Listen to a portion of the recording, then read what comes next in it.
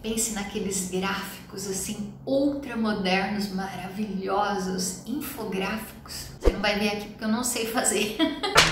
Oi meninas, oi meninos, tudo bem com vocês? Você sabe que a gente tá aqui num verãozão, né? E me deu muita vontade e curiosidade de saber se vocês ainda pensam em bronzeado. Eu acho que sim, né? Porque eu escuto falar muito isso. Olha, fulano tá bronzeado, tá com uma cor bonita. Ok, quando você vai comprar um produto, você sabe a diferença entre um bronzeador e um protetor solar? Você sabe o que é um e o que é outro quando tá na farmácia?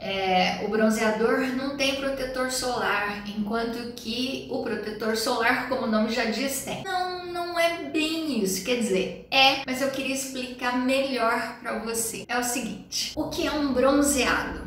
É aquela cor bonita que a gente fica na pele quando se expõe ao sol. Sim, mas o que ele é? Ele é uma proteção. Na verdade, é uma reação a uma agressão. Quando você se expõe ao sol, o sol tem radiações que causam danos na nossa pele quando nós nos expomos por muito tempo. Aí, o nosso organismo pensa assim, meu Deus, o que essa louca está fazendo? E aí ele começa lá, tem umas células especializadas chamadas melanócitos, que elas vão produzir substâncias que vão te proteger. Daí vem aquela cor marrom, meio dourada, que a gente gosta tanto, que é o bronzeado, né? Dá uma cara de saúde, de saudável. As pessoas buscam isso, as pessoas procuram por isso. Mas veja, é também uma questão cultural. Se você olhar lá atrás, né, na Idade Média, as pessoas que tinham bronzeado eram as pessoas que lá na Europa, por exemplo, trabalhavam como servos, como servas. Então elas ficavam no campo, elas tomavam muito sol. Então elas tinham os braços e o rosto muito bronzeado. Isso não era bem visto. Os nobres se esforçavam para ter uma pele extremamente branca. Eles chegavam a passar uma pasta branca. Não sei se você já assistiu algum filme, isso aparece muito nos filmes que se referem ao século XVI, século XVII, que aí já é a idade moderna, né? Quando a gente pensa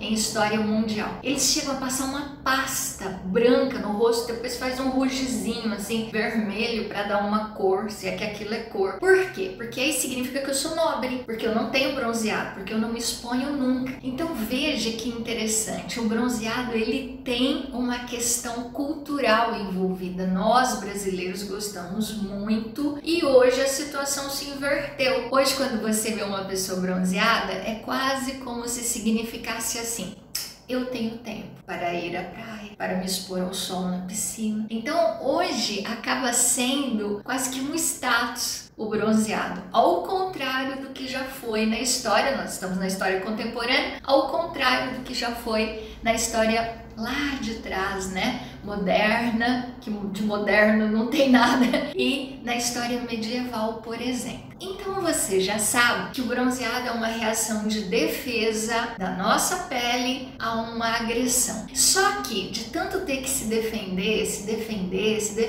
num determinado momento acontecem alterações no DNA das células. As células vão se modificando e aí aparecem manchas escuras ou extremamente brancas que não saem nunca mais. É como se as mães passassem para a filha aquela característica. Então eu diria assim para vocês: existem danos que são reversíveis e danos que o sol causa e que são irreversíveis. Tânia, mas o sol é tão bom? Você está falando como se fosse só uma coisa muito ruim. Não, o sol é muito bom. O sol é tão bom que ele vicia. Quem começa tomando muito sol tem vontade de tomar muito sol sempre, porque ele dá uma paz, ele dá uma alegria. Sabe que o sol, ele faz parte do processo de cura, por exemplo, de depressões leves até moderada. Veja que quando você está na praia, eu sempre imaginei que as pessoas ficam felizes na praia porque estão de férias, né? Às vezes não é por isso, às vezes é porque elas estão tomando muito sol. E o sol tem uma atividade que faz muito bem na produção dos nossos neurotransmissores. Ele ajuda a deixar a gente mais feliz, mais alegre, mais tranquila. O sol tem também sua atividade terapêutica, além de ser diretamente responsável pela conversão, pela produção da vitamina D. Mas eu preciso te falar uma coisa sobre filtros solares, sobre radiações e sobre bronzeamentos e protetores. Imagina que aqui tem o sol e aqui tem a pele de alguém. Vamos nos ater a esses dois tipos de radiações solares. Um é o chamado UVB. Esta radiação UVB, gente, o B é de queimadura em inglês. Esses raios, veja, eles agem na camada mais superficial da nossa pele e são os que causam a queimadura. Tá, não são só os que causam a queimadura, eles também causam vários tipos de cânceres de pele e eles têm o lado bom porque são eles que também ativam a produção de vitamina D. Então o UVB tem algumas coisas ruins, porque se você se expuser muito tempo você vai ter uma queimadura, você pode ter uma alteração de DNA, o que pode causar um câncer, e eles são o que produz a vitamina D. E como é que eu faço para diminuir os danos do UVB, que tem uma ação mais superficial na pele? Para isso existe o FPS. E o que é FPS, Tânia? FPS significa fator de proteção solar. Hoje em dia eles seguem regras, dependendo, tá? Se é europeu, asiático, seguem regras internacionais mais específicas. Quando eu me formei farmacêutica, tinha quase que só uma regra, então era muito mais fácil, mas meio que serve para você entender. Olha só, significava que eram adicionados produtos que iam fazer uma filtragem desses raios, seja de forma física, seja de forma química. Nós temos diferentes tipos de protetores solares que fariam com que o dano sobre a sua pele fosse tantas vezes menor. Vamos supor que você ficasse 1 hora exposto ao sol. Imagina eu, branca desse jeito, 1 hora exposta ao sol, né? Eu me frito inteirinho. Se tivesse FPS 4, significava que eu poderia ficar 1 hora e eu teria um dano só de 15 minutos. Por quê? Porque é como se pegasse aquela 1 hora e dividisse em 4. Se fosse FPS 30, significaria que eu poderia ficar 1 hora no sol e equivaleria apenas a 2 minutos. Porque é como se pegasse aquela 1 hora, aqueles 60 minutos, dividisse por 30, então equivaleria a 2 minutos de exposição. É por isso, gente, e é correto, que se diz por aí que acima de 50, o fator de proteção solar muda muito pouco. Porque imagina você pegar 1 hora e dividir por 50 ou por 60, tudo que for acima disso, 70, 80, 100, claro que vai proteger mais, mas significa muito pouco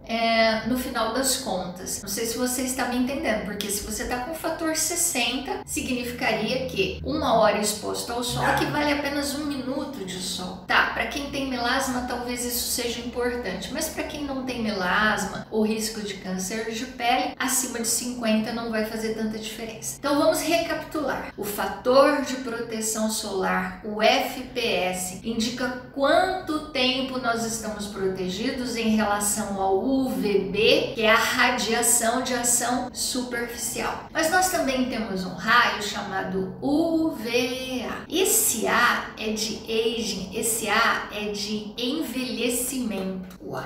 Sim, é um tipo de radiação que tem uma penetração muito mais profunda na nossa pele. Infelizmente, também está associado a um determinado tipo de câncer por causa da mutação que pode levar, mas o que você precisa guardar é que, olha o azinho dele, é a radiação que envelhece, aging. Mas ela não tem nada de bom? Então, essa daí que bronzeia.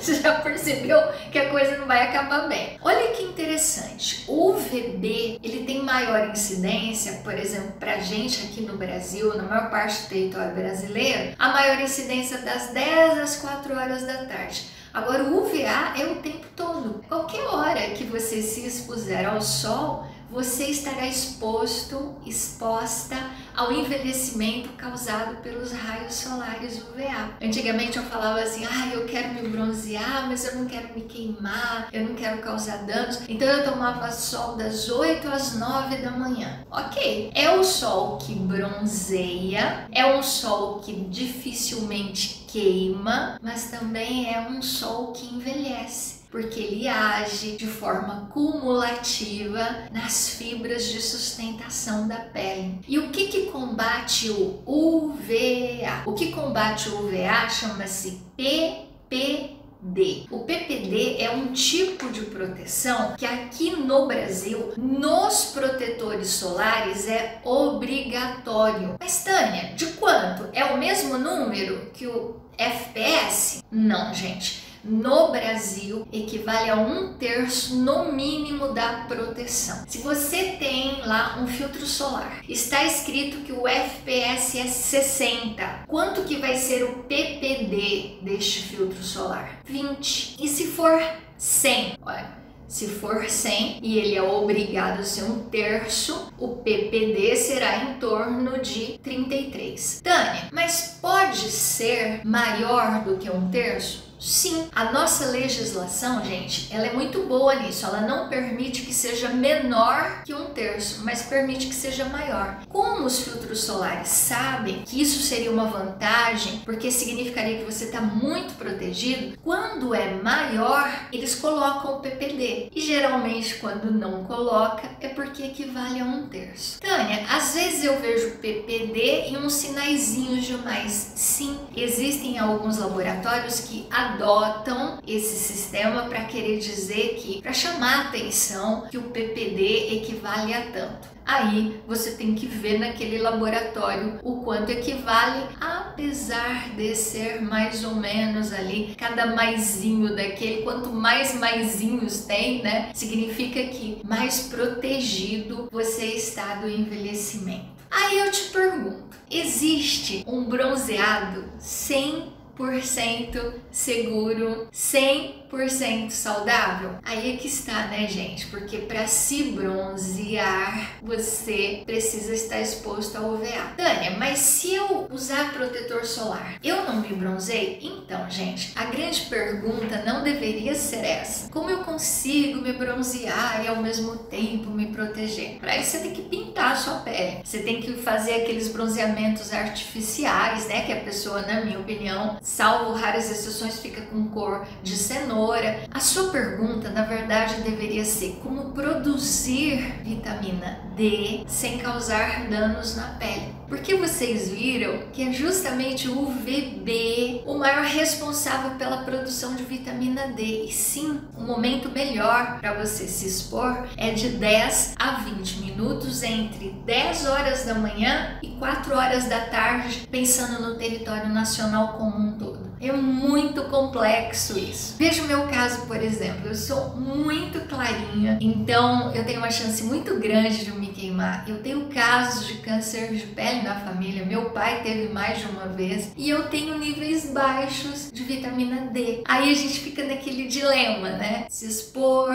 não se expor, quanto se expor. Aí você pode virar e falar assim: Tânia, não tem dilema nenhum. É só você fazer suplementação com vitamina D. É isso que os dermatologistas indicam e é isso que muita gente tem feito, inclusive eu faço. Mas veja, eu não gosto de tomar altas doses, gente. Eu tomo só 2.000 por dia e a minha vitamina D, mesmo tomando a suplementação, ela bate ali nos 20, 22. Quando, por exemplo, numa época de pandemia como essa, o bom mesmo, né? Apesar que é normal, considerado normal de 20 a 80, mas o bom é que na minha idade, na nossa idade, se você é mulher madura como eu e, portanto, grupo de risco para todas essas infecções virais que estão por aí, o bom mesmo é que ela girasse entre 50, 55, 60 e teria que fazer uma suplementação muito alta, gente. Eu sou uma farmacêutica que não curte